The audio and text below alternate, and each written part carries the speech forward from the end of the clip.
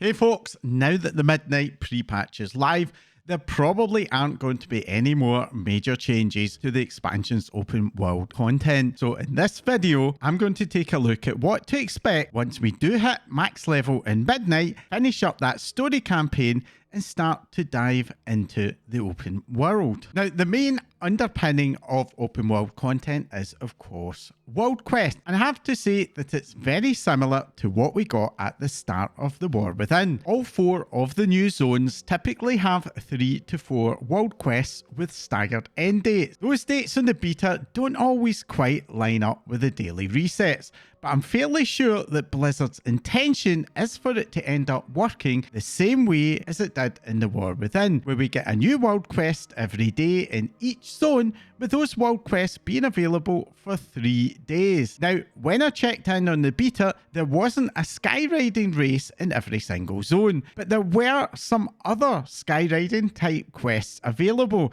and I have a fairly strong suspicion that these are going to end up being on their own independent twice per week rotation. Beyond that, there honestly isn't a lot to say about world quests.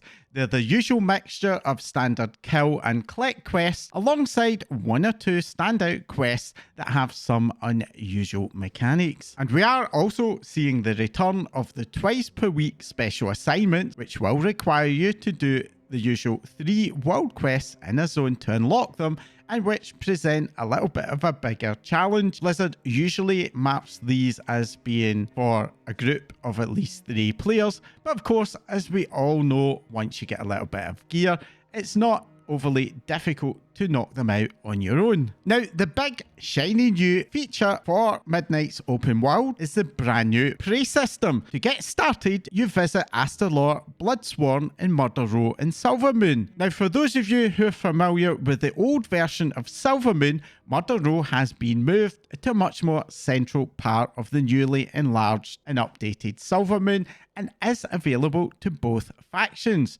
There's a couple of very short introductory quests to introduce you to some of the mechanics of the new system, after which you're able to select your first target. We're given a choice of 4 targets, usually 1 in each zone, although I did see one case where we got offered 2 different targets in the same zone, with 1 zone being left out. So there's likely to be a fair bit of RNG involved in the selection you get. When we first arrive in the designated zone, our target is nowhere to be seen, and the basic idea of prey is that we have to lure them out of hiding. On your screen, you'll see a brand new icon, which has a passing similarity to the old Eye of the Jailer mechanic from the start of Shadowlands, but don't worry, it's not really like that at all. As you do content in the zone, such as world quests, defeating NPCs and looting treasures, this new icon will progressively turn redder and redder. There isn't any progress bar, so there's always a little bit of uncertainty about how far you are in to your search for your prey. At the same time, your target will from time to time just show up, usually as you're fighting something else, and then you'll have to fight your target until it disappears again. Sadly, at this stage, you're not able to fully defeat them. Once the icon turns a full deep red, you'll get a zone-wide notification that your target has been located, and there'll be a new quest marker on the map that you head over to, where you can defeat them and complete your prey quest. Now, the prey mechanic does have 3 difficulties, and on the lowest difficulty, normal, that's basically it. Your target is very similar to a low-level delve boss, with 1 or 2 mechanics to deal with, but nothing major, and it will award you adventurer track gear. And I personally was able to get a prey encounter done without any difficulty on a level 81 leveling character. Now, it is worth saying that interacting with prey is only an option for your alts once you get your first main character up to max level and unlock adventure mode. As well as normal difficulty, there are 2 other difficulty levels. The middle difficulty, which is called hard, introduces torments, which you can basically think of as a kind of open world version of Mythic Plus affixes. I personally encountered a stacking 2% damage taken debuff that would increase every minute, which basically turned prey into a bit of a race against time, albeit that stacking did seem to pause whenever I stopped doing any activities. And the other torment I also encountered was the return of the old Mythic Plus Sanguine Affix, where defeated enemies would drop pools on the ground that would do damage to you if you stood in them. And another major change in the harder difficulty is that the final boss fight is now strictly solo. When you find your prey, you get surrounded by a barrier, and of course the boss has more health, similar to a mid-tier delve. But the good news is that those annoying torments do not apply to the final fight. And in this difficulty, you can expect to get veteran track gear. And in the hardest difficulty, which is called Nightmare, you can expect to get multiple torments, which will include harder versions of the hard difficulty torments. For example, the damage taken buff gets increased to 4% per stack and has no way to pause it if you want to go AFK. And I also saw a bunch of additional torments, including things like BFA's Thing from Beyond, where a spirit would spawn and fixate on you, being stunned whenever your prey target ambushes you, getting a random bleed that would even show up during flight and force you to land and heal yourself, or a kill timer debuff that requires you to quickly defeat any nearby NPC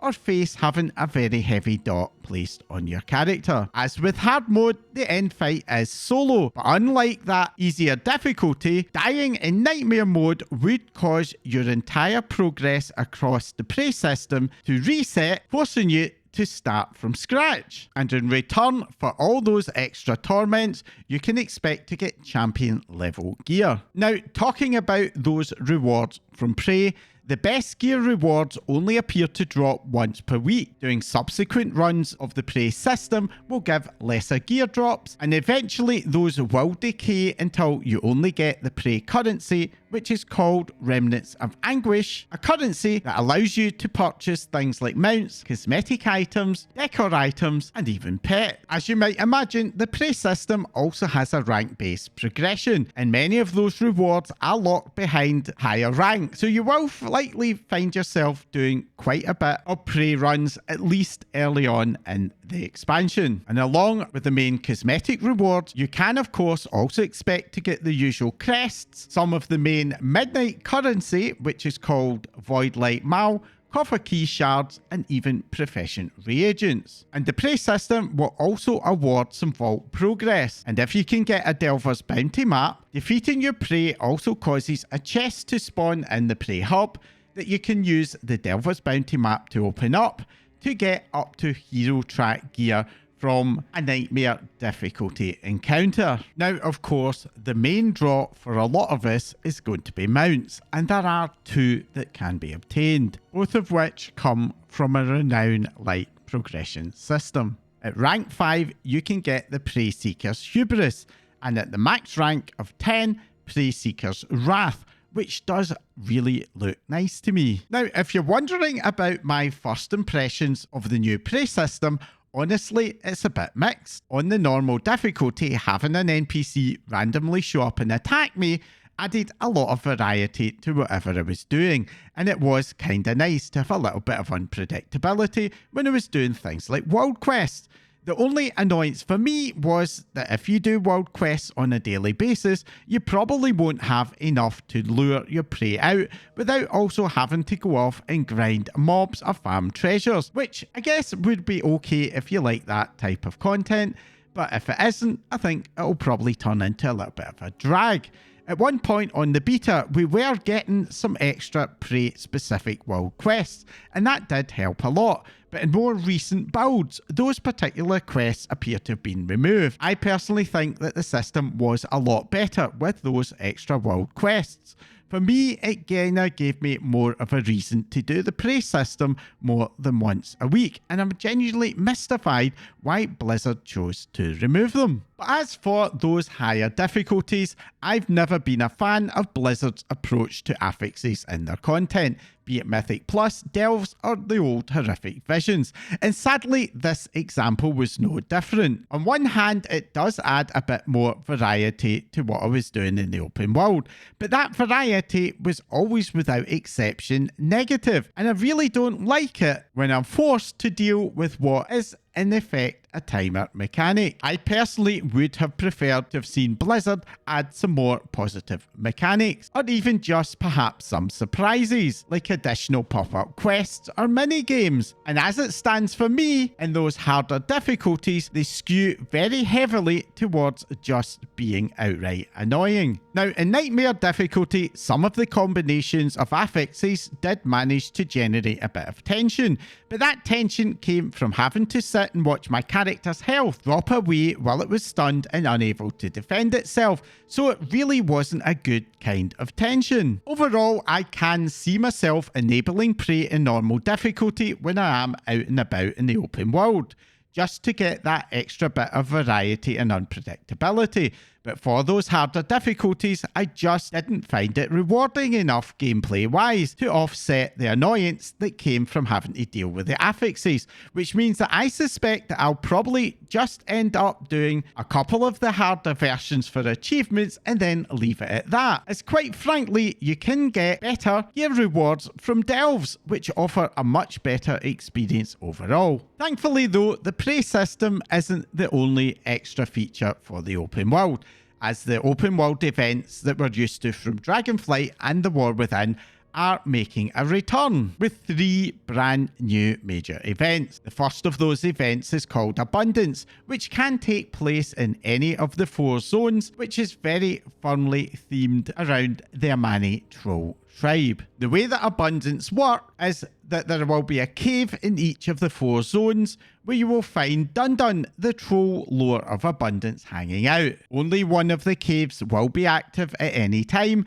and it appears that the caves will be rotating around every 8 hours. Talking to Dundun starts the activity, at which point you're given 3 minutes to loot as much treasure and kill as many NPCs as you can. The treasure looting is very heavily inspired by gathering professions, and will see you killing NPCs, mining special nodes, or even an event based on spearfishing. And there is going to be a limit in how much resources you'll be able to carry, which will require you to go and donate your ill-gotten gains back to the lore. But thankfully, there will be multiple altars where you can do that, meaning you won't have to travel very far. Donating those treasures will give you a blessing of abundance, which will give you increases in movement speed, your primary stats, and even the pickup radius for your treasures, along with a major increase in your carrying capacity, which means that the whole event starts to speed up over time. When the timer runs out, you will lose any treasure you haven't managed to donate,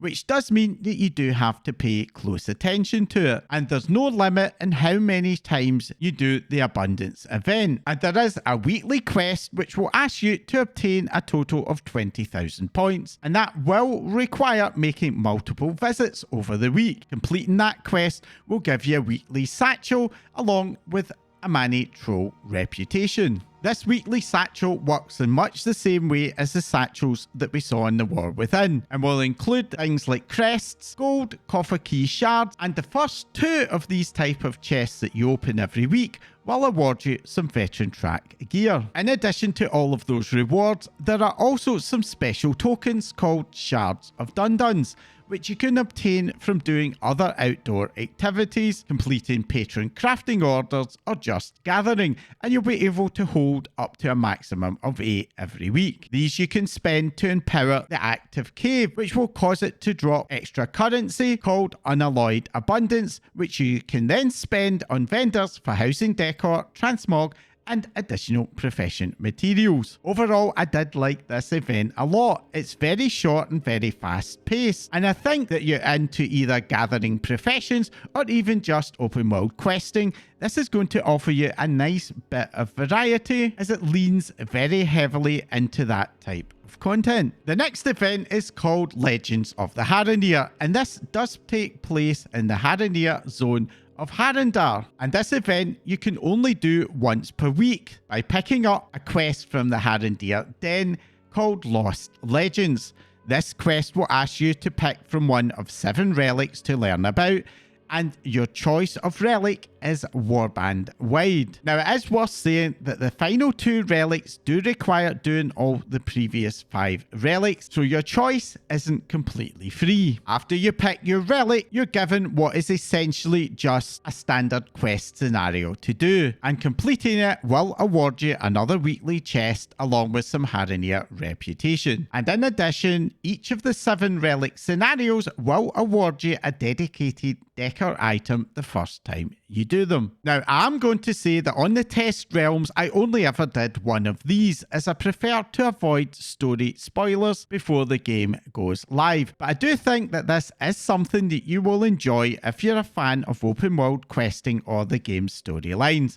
My only personal concern is about longer term repeatability, as once you do all 7 of these scenarios, I think it would very quickly start to feel a bit repetitive, as the scenarios really only take a few minutes to complete. The best case scenario for this new feature would be for the developers to add more relics and scenarios in future patches, and this is something that I very much hope does happen. Moving on now to the Voidstorm Zone, and its event is called Stormarion Assault, and my first reaction to it was that it felt a bit like the Wake and Shore event, but in reverse. Essentially, this is a tower defense style minigame that happens every 30 minutes on the hour and the half hour, and like other World of Warcraft open world events, will require all of the players in the area to work together to contribute to its success. The first phase of the event lasts about 5 minutes and sees you having to obtain a resource called Stormarion Cores, which you can do by completing repeatable quests in the area or looting treasures, after which you'll spend those resources to set up some defences by clicking on what are called singularity anchors, each of which will give you a choice of up to 4 different defences to activate. After this phase is complete, you will then get 3 waves of attack, where the enemies will try to storm an apparatus in the centre of the area called the singularity anchor, and if the enemies reach the anchor will one-shot the enemy, but at the cost of draining one of its cores. The anchor has 100 of these in total, and they can be also replenished by some Void Elf NPCs in the area. But those NPCs aren't strong enough to keep up with the losses caused by the enemies unless you join in and help by defeating those enemies before they reach the anchor. In between each wave, you do get a 1-minute break, where you can spend some more time setting up some extra defences, and that will be necessary as the third and final attack phase does see the anchor coming under a much heavier assault than it does in the previous waves. At the end of the event, you will get a reward chest, and the quality of the rewards, as you might imagine, will be based on how many waves the anchor survives for. And as always, there's also the usual weekly quest, which will offer you, yes, yet another of those pinnacle chests. Now, I enjoyed this event the couple of times that I tried it, especially as on the beta, there were only a couple of other players in the area, which made it quite a major challenge in order to survive all 3 waves. But I do also worry that the novelty of this will wear off quite quickly, especially in live, where there will be much larger groups doing it. And that does mean, just like the Harronir event, I do have some doubts about its long-term replayability. Now, there is one other major feature that I do want to make you aware of, and that's the Arcantina. Once you complete the Arathor storyline during level up, you'll be granted a key to the Arcantina, which is basically a teleport toy that will take you to a special pocket dimension housing the Arcantina, a large and very elaborate tavern, which acts as a hideout for the Sons of Lothar and many other lore characters, who will offer you story-based quest lines to dive into. Now, as a fan of the lore and storyline, I'm pretty excited for this new feature, so much so that I personally decided to avoid trying it out until the game goes live, just so I don't spoil myself. This does mean that there's not a lot I can tell you about it, which I know does kind of defeat the point of a video like this, but for the sake of completeness, I did still want to make you aware of its existence, and I will for sure be doing some kind of video update on it once I can catch up with it. Now, you've probably noticed by now that I haven't spoken at all about Eversong Woods so far, and that's because the main feature there is a little bit different. The primary renown for Eversong Woods is the Silvermoon Court, and this will work in a very similar way to the Rathian and Sibelian reputation in Dragonflight or the Nerubians in Ash-Kahet, where every week you will have to make a choice between one of 4 sub-factions. The factions are all based on the Silvermoon military and include the Blood Knights, Magisters, Fast Riders,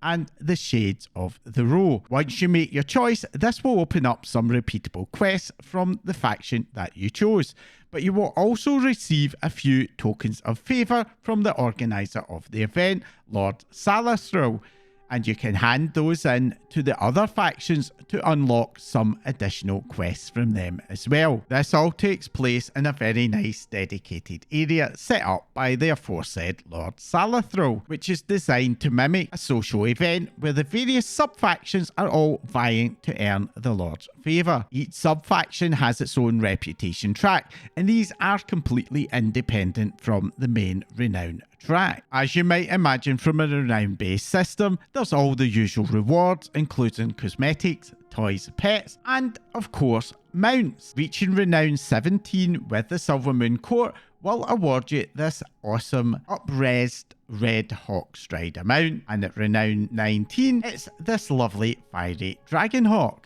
And if you're a fan of Blood Elf aesthetics and want to have a Blood Elf housing interior, then this faction is going to be for you, thanks to a very wide selection of Silvermoon and Blood Elf themed decor items to choose from. Anyways, that's it for my open world overview. Overall, as always, it is a little bit of a mixed bag, but for me, there are some cool new additions that do have a lot of potential, albeit I was personally disappointed to see that the world quests are going to be as sparse as they were in the War Within at the start. More than anything else, I would have liked to have seen the devs take a much bigger swing at open world quests. But what about all of you? Are you open world fans? If so, what would you want to see from the game? Comment down below. If you found this style of video helpful, entertaining, or even just plain annoying, then let me know by hitting that like icon. And if you want to support my channel to grow and help me to make more of these videos, along with my other content, then hit that subscribe button right now before you forget. If you don't want to miss out whenever I release a new video, then as well as subscribing, you can follow me in social media for updates. My links in the description below as well. That's all for now. Thanks for watching.